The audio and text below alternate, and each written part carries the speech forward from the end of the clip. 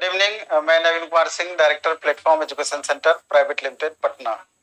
ये video special वैसे बच्चों के लिए है जो आईटीआई पास कर चुके हैं या आईटीआई फाइनल ईयर में है। जल्द ही उनका रिजल्ट निकलने का होगा या इस साल रिजल्ट आपका आ जाएगा, क्योंकि जिस तरीके से आप देख रहे हैं, कल परसों का आप न्यूज देखे होंगे, प्रधानमंत्री जी के द्वारा ये घोषणा किया गया कि आगामी 1.5 साल में करीब 10 लाख वैकेंसी दी जाएगी गवर्नमेंट सेक्टर में, पब्लिक सेक्टर में। तो सवाल ये उठता है कि रियल में 10 लाख वैकेंसी दी जाएगी कि ऐसे ही जैसे हर बार घोषणा की जाती है और बाद में चल करके ठगा हुआ बच्चे महसूस करते हैं। क्या वही बातें तो नहीं है, लेकिन ये बातें आप समझ सकते हैं। बाद में इसको रेल मंत्रालय भी कंफर्म किया कि 2,30,000 वैकेंसी हम अगले 1.5 साल में करीब देंगे। तो चूंकि 2024 में इलेक्शन होना है, तो इसीलिए आप इस बात को मान करके चल सकते हैं कि ये बात निश्चित रूप से सत्य होगी और इसमें सत्यता इलेक्शन को लेकर के दिखती है, ऐसे आपको नहीं भी दिखती। इसलिए जो स्टूडेंट इस आशा में कि आईटीआई किए हैं कि हमको ड्राइवर और टेक्नीशियन का एग्जाम फाइनल करना है या ड्राइवर टेक्नीशियन हमको बनना है, इसके अलावे भी जो आईटीआई लेवल का आपके पास क्वालिफिकेशन है, एलपी टेक्नीशियन के अलावे भी ढेर सारे वैकेंसीज को भर सकते हैं आप। जैसे देख लीजिए, LP technician, ITI instructor, metro, Bihar state power holding company limited, UPPCL, NTPC, NHPC, भेल, गेल, सेल, ऑर्डिनेंस फैक्ट्री, इसरो, ढेर सारा अन्य एग्जाम्स है। लेकिन जितने भी बच्चे आईटीआई करते हैं, सबसे प्राइमरी उनका होता है कि ड्राइवर टेक्नीशियन, चूंकि नंबर ऑफ वैकेंसी हमेशा से संख्या में अधिक देखने को मिलती है। तो एक उम्मीद आप कर सकते हैं कि करीब 25,000 प्लस वैकेंसी आपको ड्राइवर टेक्नीशियन की आएगी। और वैकेंसी कब तक आएगी, तो अगले 1.5 साल की बातें कही गई है। मे भी उसको 2 फेज में बांट दे, लेकिन जनरली जो वैकेंसी आती है रेलवे की, या तो जनवरी में या जुलाई अगस्त के अप्रॉक्स में। तो जनवरी में तो उम्मीद थोड़ा सा कम हमको दिखता है, लेकिन अगले जुलाई अगस्त में वैकेंसी आपका दे सकता है। और चूंकि जुलाई अगस्त में देगा तो कब तक फाइनल करेगा ये सेकेंडरी मैटर है। हो सकता है कि इसको इलेक्शन टपा दे, लेकिन वैकेंसी आपको जुलाई तक में आ सकती है। अब सवाल ये उठता है कि स्टूडेंट भी कई कैटेगरी के होंगे इसमें। एक वैसे स्टूडेंट होंगे जो कि पिछली बार एग्जाम दिए होंगे, उनकी तैयारी लगभग पूरी हो चुकी थी, कुछ एक मार्क्स से उनका रह गया, या पिछली बार फाइनल सिलेक्शन नहीं हो पाया, लेकिन तैयारी उनका बना हुआ है, उनका बेहतर तैयारी है, और वो बच्चे अभी ग्रुप डी वगैरह का भी दे रहे होंगे, एनटीपीसी का भी दे रहे होंगे। तो उनका एक सेक्शन जो नन टेक का होता है, बहुत ज्यादा उनको परेशानी यहाँ पर नहीं होना है। दूसरा, वैसे बच्चे हैं कि जो कि जस्ट आईटीआई करना स्टार्ट किए होंगे और इस बार उनका फाइनल आईटीआई हो जाएगा। तीसरे, वैसे भी बच्चे हो सकते हैं कि इस बार आईटीआई उनका हो चुका होगा, उनको अभी तक चांस नहीं मिला है और तैयारी भी अभी तक स्टार्ट नहीं किए हैं। और वैसे भी बच्चे हो सकते हैं कि तैयारी में अभी लगे हुए हैं। तो हर तरह के स्टूडेंट के लिए इसके आगे जो अभी हम बताने जा रहे हैं, थोड़ा सा डिफरेंट होगा। जिनका पहले से सारा पढ़ा हुआ है उनके लिए हम अलग डिस्कशन करेंगे। जो कि अभी जस्ट तैयारी स्टार्ट करना चाहते हैं या जस्ट अभी तैयारी के लिए तैयार हुए हैं, तो उनके लिए हम अलग बातें स्टार्ट करेंगे, उनके बारे में डिटेल बताएंगे कि किस तरीके से उनको आगामी वैकेंसी के लिए, अपकमिंग वैकेंसी के लिए तैयार रहना है। एग्जाम तक में कैसे उनका तैयारी एकदम पीक पर रहेगा, जिससे कि इस गोल्डन अपॉर्चुनिटी को वो जाने ना दें और इसको अंतिम रूप से रिजल्ट में कन्वर्ट करें। और किस तरीके से इसका सिलेबस है, उस पर भी हम चर्चा करेंगे। एग्जाम का पैटर्न क्या है, सीबीटी 1 होता है, सीबीटी 2 होता है, साइको होता है, मेडिकल होता है, उन बातों पर भी हम चर्चा करेंगे। हर छोटी छोटी बातों पर चर्चा करेंगे। और लास्ट में प्लेटफॉर्म के द्वारा जो स्पेशल अभी एलपी टेक्नीशियन के लिए हम क्या करने जा रहे हैं, उस पर भी हम चर्चा करेंगे। अगर आपको नीड हो तो लास्ट तक आप देखेंगे, नहीं तो आपका अपना काम का ही चीज आप देखेंगे, उससे कोई दिक्कत नहीं है। हमको लगता है कि ये वीडियो अंतिम तक देखेंगे तो आपका इसका फायदा आगामी वैकेंसीज के लिए हो पाएगी। चलिए हम आगे बढ़ते हैं, नेक्स्ट स्लाइड पे जाते हैं। सबसे पहले हम आते हैं कि आरआरबी एलपी टेक्नीशियन का जो वैकेंसी इससे पहले भी जो आया था, अगर आप यहां पर देखेंगे तो आप पाएंगे कि इससे पहले 2012 में जो वैकेंसी दी थी उस समय कुल मिला के 16,595 पोस्ट की वैकेंसी थी। उसके बाद आपका 2014 में वैकेंसी आया और उस समय 26,567 पोस्ट का वैकेंसी आया। उसके बाद 2018 में लेटेस्ट वैकेंसी आपका था, उस समय 64,371 पोस्ट था उसमें, ड्राइवर और टेक्नीशियन को मिला करके। अब जो अभी पिछला जो लेटेस्ट वैकेंसी है उसी पर पहले हम थोड़ा सा चर्चा करेंगे, जिससे कि बहुत बातें आपको आइडिया में आ जाए, बहुत बातें आपका क्लियर हो पाए।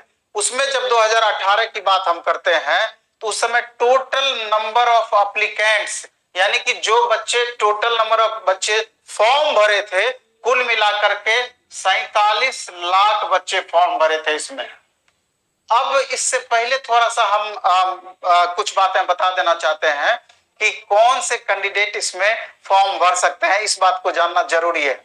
तो सीधा सा समझना है कि आईटीआई में, रेलवे में अपेयरिंग कैंडिडेट फॉर्म नहीं भरेंगे, ये बात आप समझ लीजिए। उनका लास्ट डेट तक के पहले रिजल्ट आ चुका होना चाहिए।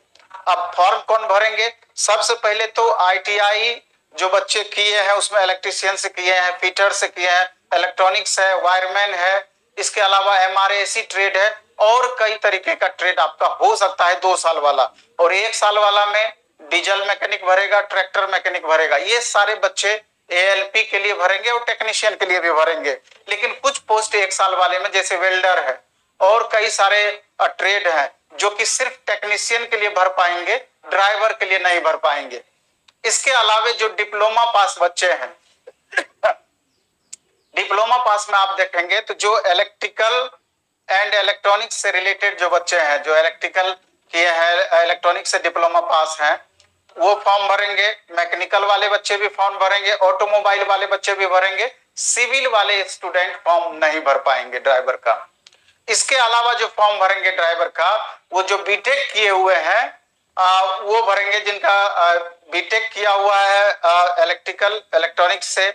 इसके अलावा मैकेनिकल जिनका ट्रेड रहा है, ऑटोमोबाइल ट्रेड रहा है। जो डिप्लोमा में जो एप्लीकेंट है वही बीटेक में भी उनका पेपर होगा, तो वो ड्राइवर की वैकेंसी को भर सकते हैं। और ऐसा नहीं है कि आईटीआई वाले के लिए ड्राइवर का अलग वैकेंसी है, डिप्लोमा वाले के लिए अलग है, बीटेक वाले के लिए अलग है, ऐसा कुछ भी नहीं है। सिविल से जो बीटेक किए हुए हैं वो भी फॉर्म को नहीं भर सकते हैं। ठीक है, इस बात को समझ लेना है। इसके अलावा टेक्नीशियन जो पोस्ट है उसमें जो आईटीआई वाले बच्चे हैं वो तो भरेंगे ही भरेंगे। इसके अलावा जो 12th पास स्टूडेंट है वो इसमें टेक्नीशियन में सिग्नल मेंटेनर ग्रेड 3 और टेलीकॉम मेंटेनर ग्रेड 3, इसकी भी वैकेंसी इसी ड्राइवर और टेक्नीशियन में अटैच रहता है, तो उस फॉर्म को भर सकते हैं। तो इसके बाद हम आते हैं, अभी 2018 पर हम आए थे कि 2018 में कुल मिला के 64,371 वैकेंसी आई थी और 47 लाख बच्चे फॉर्म भरे थे।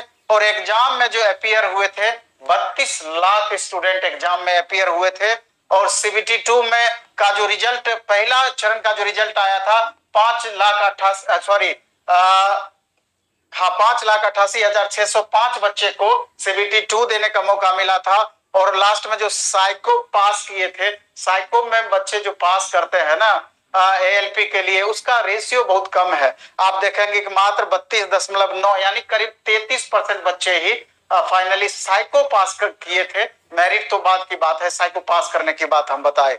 तो मेरा यहाँ पर कहने का सारांश ये है कि कंपटीशन को बहुत आसान नहीं समझना है। 47 लाख स्टूडेंट फॉर्म भरे थे, तो निसंदेह इस बार जब वैकेंसी आएगी तो आपको 47 लाख प्लस ही होगा, उससे कम स्टूडेंट मेरे ख्याल से नहीं रहेगा। इसलिए अभी से अगर आप सीरियसली लगेंगे तभी आप वहां तक जाते जाते, एग्जाम तक जाते जाते आपका या वैकेंसी जब तक आएगी आपका तैयारी फुलफिल होगा, पूरी तरीके से आप तैयार रहेंगे और रिजल्ट होने की प्रबल संभावनाएं बनी रहेगी। ऐसा नहीं है कि आप वैकेंसी आएगा तो हम तैयारी करना स्टार्ट करेंगे और इतना बड़ा आपका सिलेबस है, नॉन टेक में उतना पेपर पढ़ना है, टेक में उतना पेपर पढ़ना है। अभी हम आगे नेक्स्ट स्लाइड पे जाएंगे तो उस पर भी हम चर्चा करेंगे, तो बहुत आसान आपके लिए नहीं होगा। इसके अलावा हम नेक्स्ट स्लाइड पर जाते हैं तो हम यहाँ पर देखते हैं कि एएलपी टेक्नीशियन का जो एग्जाम होता है इसका सिलेबस मुख्यतया 2 भागों में बटा हुआ रहेगा। एक नॉन टेक सेक्शन होगा, दूसरा टेक सेक्शन होगा। नॉन टेक में जो पेपर आपका रहेगा, मैथ से क्वेश्चंस इसमें रहेंगे, मैथ में भी आप एडवांस, अर्थमेटिक, डीआई तीनों सेक्शन का क्वेश्चन रहेगा। रीजनिंग में वर्बल, नॉन वर्बल दोनों सेक्शन से रहेगा। साइंस में फिजिक्स, केमिस्ट्री, बायो तीनों से मिलाकर क्वेश्चन रहेगा। Arts, current affairs, static, GK से भी मिलाकर क्वेश्चन रहेगा। और टेक्निकल में रिलेटेड ट्रेड, जिस भी ट्रेड से आप आईटीआई किए हैं, और डिप्लोमा और बीटेक वाले के लिए ट्रेड की बाध्यता है। जो स्टूडेंट मैकेनिकल से किए हैं वो फीटर ट्रेड को रखना होगा, जो इलेक्ट्रिकल से किए हैं तो उनको इलेक्ट्रिशियन ट्रेड रखना होगा, इलेक्ट्रॉनिक्स वाले इलेक्ट्रॉनिक्स ट्रेड को रखेंगे। वह तो इस तरीके से इसका विभाजन किया हुआ है कि उनको कौन सा ट्रेड रखना है। और यहाँ पर आईटीआई लेवल का ट्रेड से ही क्वेश्चन आपका पूछा जाएगा, इसलिए संबंधित ट्रेड की तैयारी आपका बेहतर होना ही चाहिए। और ये बातें भी आपका समझ लीजिए कि लगभग 30 to 40% बच्चे ट्रेड में फेल करते हैं। और अगर ट्रेड में आप फेल कर गए तो जिससे आपका नॉन टेक सेक्शन से मेरिट बनता है, कितना भी अच्छा मेरिट रहे वो आपका काम नहीं करेगा। इसके आगे हम बढ़ते हैं और बातें आपका क्लियर होगा कि एएलपी टेक्नीशियन का जो एग्जाम होना है वो 2 चरण में, पहले डायरेक्ट सीबीटी 1 होगा, सीबीटी 2 होगा, इसके बाद साइको होगा, उसके बाद मेडिकल होगा वगैरह वगैरह। लेकिन जो मुख्यतया जिस पर हम अभी चर्चा करेंगे, रिटन एग्जाम के बारे में चर्चा करेंगे, सीबीटी 1 और सीबीटी 2 के बारे में चर्चा करेंगे। सीबीटी 1 का जो एग्जाम होता है वो 60 मिनट का एग्जाम आपका होगा, उसमें 75 क्वेश्चन पूछा जाएगा और वो क्वालिफाइंग नेचर का होगा। अब यहां पर यह समझना है, क्वालिफाइंग नेचर का ये मतलब नहीं होता है कि जैसे जनरल के लिए 40% मिनिमम क्वालिफाइंग मार्क्स है तो 40% से ऊपर अगर मार्क्स आएगा तो सारे बच्चों को पास कर दिया जाएगा, ऐसा नहीं है। ये फिक्स जरूर किया गया है कि जनरल के लिए 40%, ओबीसी के लिए आपका 30%, एससी के लिए भी 30%, एसटी के लिए 25%, इसके ऊपर मार्क्स आपका रहना ही चाहिए। कई बार देखा जाता है कि बच्चे की संख्या, चूंकि नंबर ऑफ वैकेंसी जब पिछले बार भी अधिक थी, एसटी का पीटी का रिजल्ट मिनिमम पर आकर के ठहर गया था, यानी कि 25% भी कुछ बोर्ड ऐसा था कि उतना पर बच्चे मार्क्स लाए थे तो पीटी में वो क्वालिफाई कर गए थे, ये स्थिति बनी हुई थी। लेकिन इसका मतलब ये होता है कि अगर जितना भी हम जो अभी बताएं कि क्वालिफाइंग मार्क्स आपका ऊपर तो होना ही चाहिए। जो आपका पीटी का जब रिजल्ट जारी किया जाएगा, मान लीजिए कि 10,000 वैकेंसी है, अगर इसका 10 गुना लिया जाना है तो 1 लाख बच्चों को लिया जाना है, तो ऊपर से 1 लाख स्टूडेंट को छांट लिया जाएगा। अगर 47 लाख बच्चे फॉर्म भरे हैं तो ऊपर से 1 लाख बच्चे को ले लिया जाएगा, लेकिन नीचे में उसका क्वालिफाइंग मार्क्स फिक्स रहेगा, ऊपर से उतने बच्चे को ले लिया जाएगा। तो यही चीज होता है, इसलिए मैक्सिमम मार्क्स तो आपको लाना ही लाना है। तो ये जो 75 क्वेश्चन जो क्वालिफाइंग नेचर का पूछा जाएगा, ये जो होगा ये नॉन टेक सेक्शन का क्वेश्चन इसमें पूछा जाएगा। नॉन टेक सेक्शन से, नॉन टेक सेक्शन का मतलब वही हुआ जिसका अभी हम चर्चा किए, मैथ, रीजनिंग, जीएस में science, arts, current affairs, static, GK. इसके बाद जब आप पीटी में रिजल्ट आपका हो जाएगा, सीबीटी 1 में रिजल्ट हो जाएगा, तो आप सीबीटी 2 पहुंचेंगे। सीबीटी 2 में 2 सीटिंग में एग्जाम होगा, एक फर्स्ट सीटिंग, दूसरा सेकेंड सीटिंग। और फर्स्ट सीटिंग आपके लिए बहुत ही महत्वपूर्ण होता है क्योंकि इसमें 100 क्वेश्चन पूछा जाना है और 100 क्वेश्चन आपका नॉन टेक सेक्शन से ही रहेगा। 1.5 घंटा का इसमें समय मिलेगा और मेरिट आपका इसी से बनेगा। पीटी सिर्फ क्वालिफाई करने के लिए है, मेरिट में उसका कोई रोल नहीं होता है। लेकिन जब आप सीबीटी 2 देंगे तो सीबीटी 2 के फर्स्ट सिटिंग में जो नॉन टेक पूछा जाएगा, मेरिट आपका इसी से बनेगा। इसलिए यहां पर आपको मैक्सिमम मार्क्स आना ही चाहिए और मैक्सिमम मार्क्स आने के लिए मैथ पे अच्छा पकड़ होना ही चाहिए, रीजनिंग पर अच्छा पकड़ होना ही चाहिए, science, arts, current affairs, static, GK पर अच्छा पकड़ आपका होना ही चाहिए।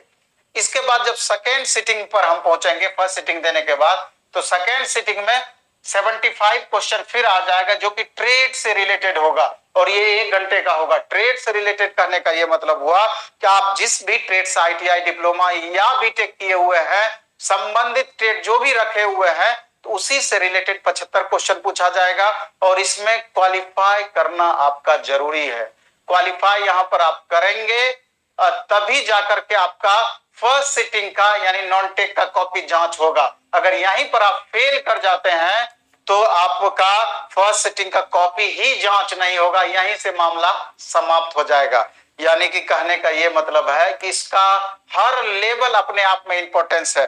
पीटी क्वालिफाई नहीं किए वहीं काम खत्म, सेकेंड स्टेज में जब आप पहुंचे, सेकेंड सीटिंग का ट्रेड में क्वालिफाई नहीं किए, वहीं काम खत्म। मेरिट आपका फर्स्ट सीटिंग में मेरिट बनना है, वहां पर आपको बहुत अच्छा मेरिट नहीं बना, वहीं काम खत्म। इसके बाद साइको में अगर डिस्क्वालीफाई किए तो वहीं पर काम खत्म, मेडिकल में डिस्क्वालीफाई किए तो वहीं पर काम खत्म। यानी कि हर स्टेज आपके लिए बहुत ही महत्वपूर्ण होगा। अब इससे आगे जब हम बढ़ते हैं तो आगे हम देखते हैं कि नॉन टेक सेक्शन और टेक सेक्शन, दो सेक्शन में आपका सिलेबस बटा हुआ है। तो नॉन टेक में वही हम बताए, मैथ है, रीजनिंग है, साइंस है, आर्ट्स है, करंट है, स्टैटिक जीके है, यही चीज हम बताए। टेक्निकल सेक्शन में हम बताए कि ट्रेड से रिलेटेड होगा। अब सवाल ये उठता है कि इसकी तैयारी हमको कैसे करनी चाहिए। तो इसकी तैयारी करने के लिए सबसे पहले तो नॉन टेक का बहुत बेहतर ज्ञान होना जरूरी है। नॉन टेक में मैथ पर अच्छा पकड़ होना जरूरी है, रीजनिंग पर, साइंस पर, आर्ट्स पे, जो भी सिलेबस है। और यही नॉन टेक 100% रेलवे के अन्य नॉन टेक पोस्ट के लिए, एसएससी में इंग्लिश को छोड़ दिया जाए तो बाकी सिलेबस के लिए, इसके अलावा स्टेट लेवल की जितनी भी वैकेंसीज आप भरते हैं, वहां पर जो भी आप जीएस पढ़ते हैं, मैथ पढ़ते हैं, रीजनिंग पढ़ते हैं, कहीं से भी सिलेबस में बहुत ज्यादा अंतर आपका नहीं है। यही सेक्शन ओवरऑल आपको पढ़ना पड़ेगा, यही सारा टॉपिक आपको पढ़ना पड़ेगा।